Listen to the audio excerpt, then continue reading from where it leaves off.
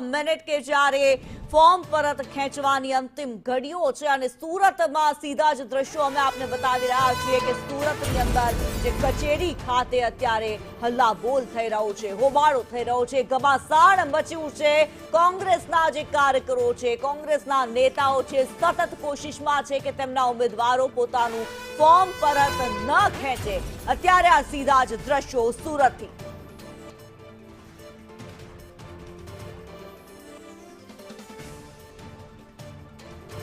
સુરતથી અમારી સાથે મનીષ જોડાયેલા છે, વડોદરાથી કુણાલ પણ જોડાયેલા છે। મનીષ, આપની પાસે આવવા માંગીશ, કોંગ્રેસના કયા ઉમેદવારે ફોર્મ પરત ખેંચ્યું છે?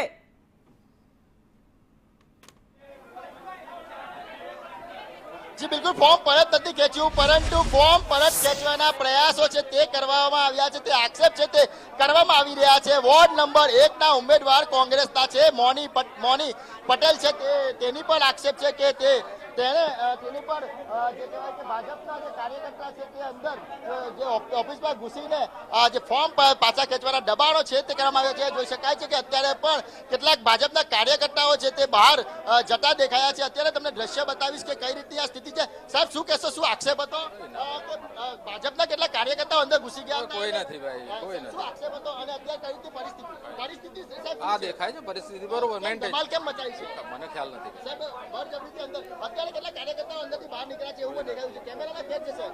એમનું કામ હોય તો આવે ને ભાઈ ઓફિસમાં। તો જોઈ શકાય છે કે ગણતરીની મિનિટો બાકી છે, તેમનું કામ હોય તો આવી શકે છે। અત્યારે આ ચૂંટણી અધિકારી છે તેની ઓફિસની અંદર અત્યારે ધમાસાન મચ્યું છે, કારણ કે વોર્ડ નંબર 1 ના જે ઉમેદવાર છે મોની કરીને તેમના ફોર્મ પરત ખેંચવા માટે બીજેપી દ્વારા દબાણ કરવામાં આવ્યું હોય, પોલીસ દ્વારા તેમને ઉચકી લાવી હોય તેવા આક્ષેપો છે તે જે કહેવાય કે કોંગ્રેસ શહેર પ્રમુખ વિપુલ ઉદનાવાલા તરફથી કરવામાં આવ્યા છે। અત્યારે જે ઓફિસ છે તેને કિલ્લાબંધી કરી દેવામાં આવી છે, કોઈને પણ અંદર જવા નથી દેવામાં આવી રહ્યા। પરંતુ મહત્વની વાત છે કે ગણતરીની સેકન્ડો બાકી છે, તે દરમિયાન અત્યારે જોઈ શકાય છે કે કઈ રીતના અત્યારે અંદર ધમાલ મચાવી છે અને જે રીતના આક્ષેપ કરવામાં આવી રહ્યા છે કે વોર્ડ નંબર 1 ના કેન્ડિડેટ છે મોની બદલ તેમની પર અમારો આક્ષેપ એ છે કે અમારા ઉમેદવાર મોની પટેલને એ લોકોએ ઉચકી લાવ્યા છે, અમને મળવા દીધો નથી, એ અમારો આક્ષેપ છે, ખુલ્લો આક્ષેપ લાવ્યું છે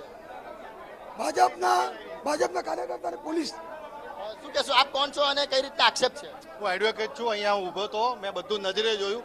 પોલીસ ઉમેદવારને લઈને આવી, જબરજસ્તી અંદર લઈ ગયા અને ફોર્મ પાછું ખેંચાવી લીધું છે એમની પાસે।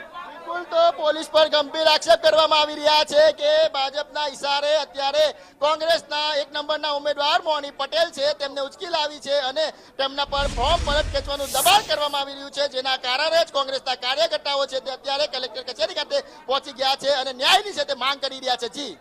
જી ધન્યવાદ મનીષ, ધન્યવાદ કુણાલ આ માહિતી માટે।